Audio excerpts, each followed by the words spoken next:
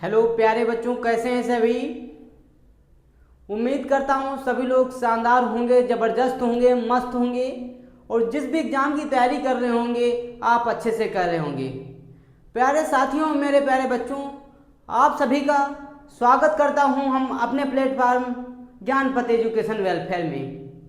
ये प्लेटफार्म बहुत ही क्वालिटीदार कंटेंट देने के लिए एवं अच्छी इन्फॉर्मेशन देने के लिए माना जाता है।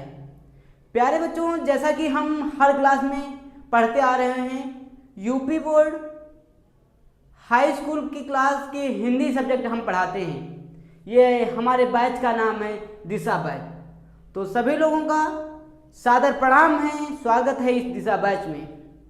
दिशा बैच में आज हम बात करेंगे chapter number 5 Hindi. Hindi chapter number 5, इसके पिछली बार क्लास में बात किए थे।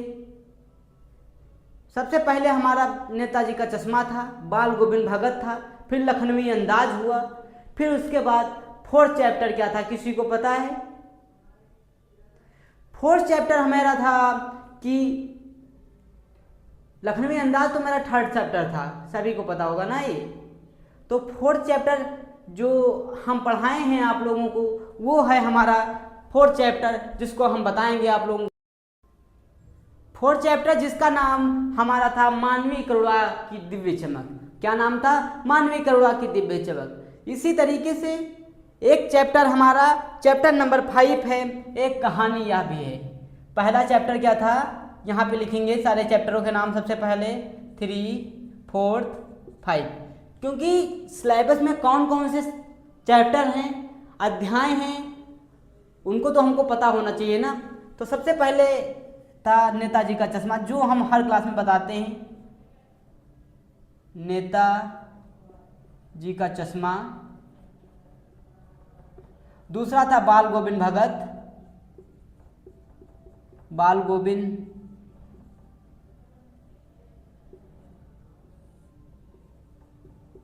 भगत।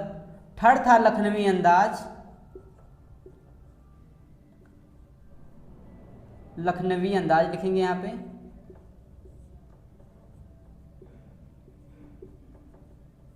फोर्थ था हमारा मानवी करुणा की दिव्य चमक, दिव्य चमक। अब हमारा 5 नंबर चैप्टर और लास्ट चैप्टर जिसका है एक कहानी यह भी है, एक कहानी यह भी है। ये हमारा जो सिलेबस है हिंदी के गद्य खंड का है। काहे का है? गद्य खंड का है। ठीक है। अब इसी तरीके से हम काव्य में पढ़ेंगे, काव्य में बात करेंगे आगे। लेकिन आज हमारा चैप्टर क्या है? एक कहानी यह भी है, एक कहानी यह भी है। कोई हम इस चैप्टर में राजा रानी की कहानी नहीं पढ़ाने वाले हैं, किसी राजा और रानी की बात नहीं करेंगे। हम एक ऐसी महिला की बात करेंगे, एक ऐसी स्त्री की बात करेंगे जिन्होंने अपने लाइफ में बहुत ही संघर्ष किया। अपने संघर्ष को झेलते हुए, अपने जीवन में संघर्ष को झेलते हुए अपने मुकाम तक पहुँचे, अपनी सफलता को हासिल किया। उन्हीं की बात हम करने वाले हैं। यह है एक कहानी यह भी है। कहानी कोई राजा रानी की कहानी नहीं है। उन्होंने अपने जीवन में कितने कठिन प्रयास किए। हम आप लोगों से एक क्वेश्चन करेंगे कि कोई भी व्यक्ति यदि आपसे कहता है कि आप इस काम को, किसी काम को नहीं कर पाएंगे, असफल हो जाएंगे, तो आप क्या कहेंगे? क्या हार वहाँ पे मान लेनी चाहिए आप लोगों को? बिल्कुल नहीं, क्योंकि हमें कभी भी हार नहीं माननी चाहिए। लेखिका ने, कोई एक लेखक नहीं है, एक महिला लेखिका है, उन्होंने अपने जीवन के बारे में बताया कि उनके जीवन में कितनी कठिनाई थी। उस कठिनाई को पार करते हुए लेखिका ने अपने जीवन में क्या क्या किया, कैसे किया, उन सारी चीज़ों को इस अध्याय में बताया है। तभी आज वो लेखिका प्रसिद्ध है भारत में और उसको हम पहचानते हैं। यदि आप उसी काम को अच्छे से करेंगे, किसी काम को मेहनत से करेंगे, एक ना एक दिन आपका नाम जरूर होगा। तो हम उस लेखिका की बात करते हैं, कौन लेखिका थी। सबसे पहले हमारे अध्याय का नाम है अध्याय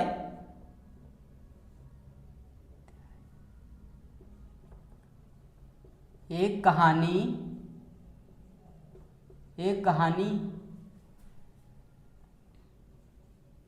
यह भी है।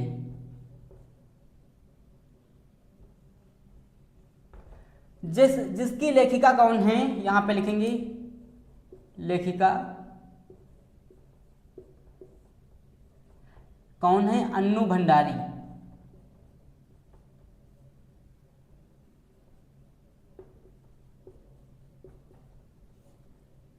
हम महिलाओं के लिए और अपने बहन के लिए, अपनी बेटियों के लिए, जो भी पढ़ रहे हैं, हमारी लड़कियां पढ़ रही हैं, लड़कियों के लिए हमें बोलना चाहते हैं, इस महिला को देखते हुए आप मेहनत करिए।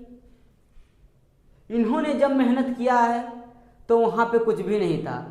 लोग बेटी को घर से नहीं निकलने देते थे, कहते थे कि वहाँ पे मत जाना, लोग क्या करेंगे, आपको आगे बढ़ने नहीं देंगे, आपको टोकेंगे, हमारी बेइज्जती होगी। माँ बाप क्या कहते थे, आप बेटी हो घर में रहो, बर्तन धो लो, खाना बनाओ, इस काम को करो। लेकिन आज वही बेटियाँ इन्हीं लेखिका के कारण, इन्हीं जैसी महिलाओं के कारण हर जगह पहुँच रही हैं। लोको पायलट बन रही हैं, ट्रेन चला रही हैं, पायलट चला रही हैं, प्लेन चला रही हैं, गाड़ी चला रही हैं। हर जगह हमारी स्त्री पहुंच गई हैं, महिलाएं, बेटियां पहुंच गई हैं। वो इन लेखिका और इन मोटिवेशन के कारण पहुंची हैं। अन्नू भंडारी अपने जीवन की के बारे में कुछ बताया। उसका सबसे पहले लिखेंगे पाठ का परिचय क्या है, लिखेंगे अन्नू भंडारी के बारे में। अन्नू भंडारी के बारे में लिखेंगे सबसे पहले लेखिका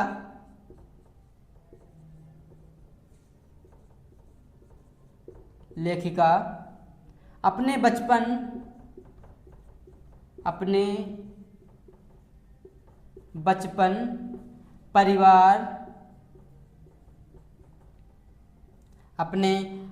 परिवार और शिक्षा के बारे में इस अध्याय में बताया है।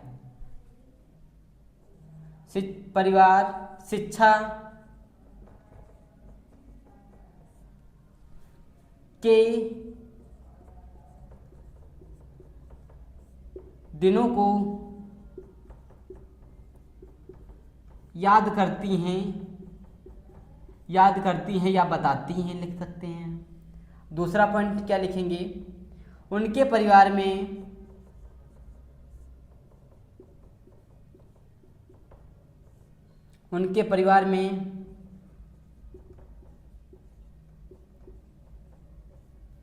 पढ़ाई का माहौल, परिवार में पढ़ाई का माहौल लेकिन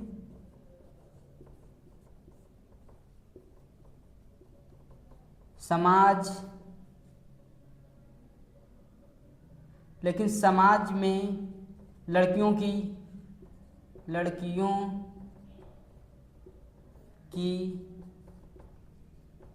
सीमाएं कई थी। अब थर्ड पॉइंट लिखेंगे, उन्होंने संघर्ष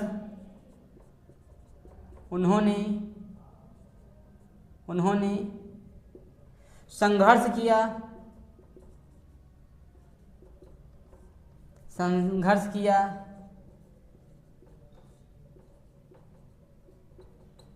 पढ़ाई किया और आगे चलकर प्रसिद्ध लेखिका बनी, और आगे बढ़कर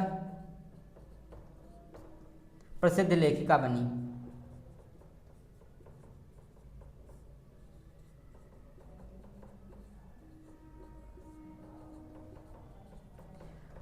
लेखिका का कहने का उद्देश्य है कि उनका ऐसा परिवार था वो अपने शिक्षा के बारे में, अपने परिवार के बारे में, उन दिनों के बचपन के बारे में बताते हुए कहती है कि हमारा परिवार एक शिक्षित परिवार था, उनके घर का परिवार था कि वो बेटी पढ़े, सारी चीज़ें करे। बट उस समय का दौर क्या चल रहा था, समाज में कुछ सीमाएं थी कि बेटी को कुछ जगहें हैं वहाँ पे नहीं भेजा जा सकता है, बेटी को घर से दूर नहीं भेजा जा सकता, घर से कई किलोमीटर दूर भेजा नहीं जा सकता, और बेटी को मार्केट नहीं भेजा जा सकता, सब्जी लेने नहीं भेजा जा सकता, गाड़ी नहीं चला सकती। पहले बहुत सी प्रथाएं थी, पर्दा प्रथा थी, ये सारी प्रथाएं जो थी, और उनके लिए लेखिका बताती हैं। और उन्होंने संघर्ष, उसी संघर्ष के दौरान पढ़ाई की और अपने शब्दों में बयां किया कि स्त्री भी कुछ कर सकती है, स्त्री भी किसी से कम नहीं है। हम उन लड़कियों के बारे में कहना चाहेंगे जिन लड़कियों के घर वाले या माँ बाप, भाई कहते हैं कि घर से ना निकलिए, आप कुछ नहीं कर सकते। हम उनके लिए कहना चाहेंगे कभी भी लड़कियों को कम नहीं समझना चाहिए। लड़कियां जो हैं वो कर सकती हैं जो लड़के भी नहीं कर सकते। लड़कियों को आगे तो बढ़ाइए। आज वही हमारी सरकार लड़कियों के ऊपर जोर दे रही है। पहले बार क्या रहता था, कोई भी वैकेंसी निकलती थी गवर्नमेंट की, उसमें 90 लड़के रहते थे प्लस 10 लड़कियां रहती थी। आज क्या है, 70 प्लस 30 हो गया है, लेकिन मांग क्या की जा रही है, 50 प्लस 50 होना चाहिए। यदि कहीं पे लड़के 50 है तो 50 लड़कियां वहां पे अनिवार्य होनी चाहिए। ये सही बात है, हम यहाँ पे सहमत हैं। क्यों, क्या लड़कियां इंसान नहीं है क्या? लड़कियां भी इंसान है ना, तो लड़कियों को दर्जा दिया जाए। हम लड़कियों के लिए बोलना चाहेंगे। एक लेखिका अन्नू भंडारी हैं जिन्होंने अपनी सीमाओं को पार करते हुए, अपने लड़ाई को लड़ते हुए, अपने बचपन की उन परिस्थितियों को लड़ते हुए, जहाँ पे उनके घर वाले बहुत से लोगों के ताने सुने होंगे कि आपकी बेटी बाहर जाती है, कई लोगों को कहना क्या होगा कि ये बिगड़ गई है, पढ़ने नहीं जाती है, आवारापंथी करती है, लेकिन उन सभी को ठोकरें देती हुई वो एक अच्छी लेखिका बनी, कठिन परिश्रम किया, आगे बढ़ा, मेहनत की। और इसमें कोई कहानी नहीं है, राजा रानी की कहानी नहीं है, एक लेखिका की कहानी है, एक अपने आप की बीती हुई कहानी है जो आप भी कर सकते हैं। हमारा आपसे क्वेश्चन, जैसे कि क्लास स्टार्ट हुई थी सबसे पहले बोले थे कि यदि कोई भी व्यक्ति आपसे कहता है कि आप फेल हो जाएंगे, आप इसका क्या कहता है, फेल हो जाएंगे, आप उस काम को नहीं कर सकते, तो क्या आप हार मान जाएंगे? नहीं, हार मानना चाहिए। व्यक्ति सफल वही बनता है जो एक बार हार के दोबारा फिर से प्रयास करता है। एक बार में हार मान लेना सफलता नहीं कहलाती, बार बार प्रयास करना ही सफलता तक पहुंचाने का प्रयास करती है। जब लगातार मेहनत करेंगे, थोड़ी मेहनत करते रहेंगे, तभी आपको सफलता मिलेगी। सफलता मेहनत करने वालों के ऊपर जान लुटा देती है। जो व्यक्ति मेहनत करते हैं उनको एक ना एक दिन सफलता अवश्य मिलती है।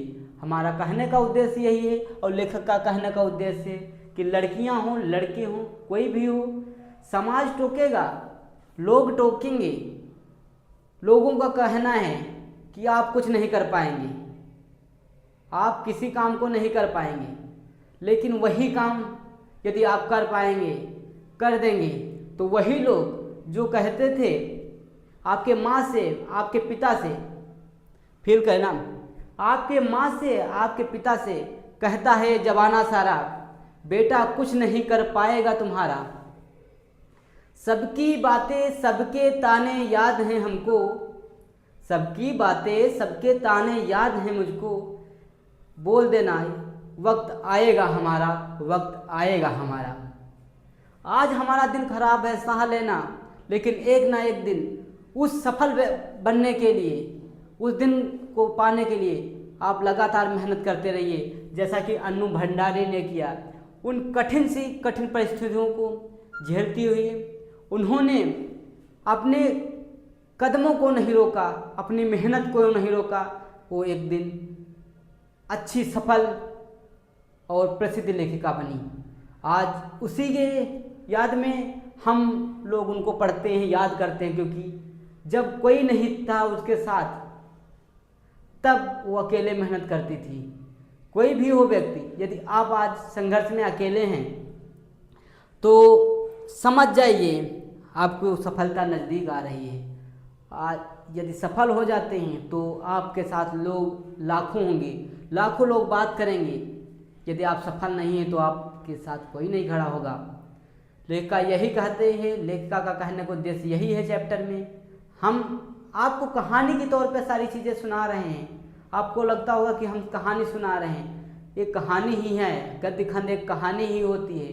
लेखिका एक कि हम कहानी सुना रहे हैं, आपकी कहानी सुना रहे हैं। आप इन कहानी से बढ़ के आगे तक जा सकते हैं। हमारे कहने का उद्देश्य है, जो लोग आज कहते हैं आप कुछ नहीं कर पाएंगी, उनको जवाब देने के लिए आप लगातार प्रयास करिए और उनको सफलता से जवाब दीजिए। कि बोलिए कि आप कहते थे कि हम नहीं कर पाएंगे, या माँ बाप का नाम गर्व से ऊंचा हो, तो आप एक ना एक दिन सफल अवश्य बनिए। और वही व्यक्तियों से हमारे माँ बाप कहें कि आप कहते थे मेरा बेटा कुछ नहीं कर पाएगा, आज हमारा बेटा यहाँ पे पहुँच गया है, ये करके दिखाया है। यदि आप चाहते हैं हमारे माँ बाप का नाम हमसे ऊंचा हो तो आप बेशक प्रयास करिए, मेहनत करिए। और ये वीडियो हमें आशा है, उम्मीद है सभी लोगों को अच्छी लगी होगी, तो आप अपने दोस्तों के पास शेयर करना ना भूलिए। ये कोई चैप्टर नहीं है, ये कहानी ही है। और सारांश जो हम पढ़ाएंगे काव्य का, सबसे चीज़ें पढ़ने वाली चीज़ें हैं, कहानी भी समझना चाहिए ना। पढ़ने वाला तो हमारा व्याकरण आएगा, जिसको हम मुख्य तौर पे समझाएंगे। ये सारी चीज़ें गद्य खंड में हम कहानी के रूप में ही आपको बताते हैं। कहानी नहीं समझाएंगे तो आप लोगों को समझ नहीं आएगा। आप कहानी बेसिस पे करेंगे तो लिखते हुए चले जाएंगे, कई पेज कापी में लिख लेंगे। गद्य खंड में लिखने के ही नंबर मिलते हैं आपको। ठीक है बच्चों, उम्मीद करता हूँ वीडियो पसंद आई होगी। यदि वीडियो पसंद आई हो तो अपने भाई बहनों के पास, बाबू सोने के पास शेयर करना ना भूलिए। मिलते हैं अगले वीडियो में, तब तक के लिए thank you, take care, bye bye.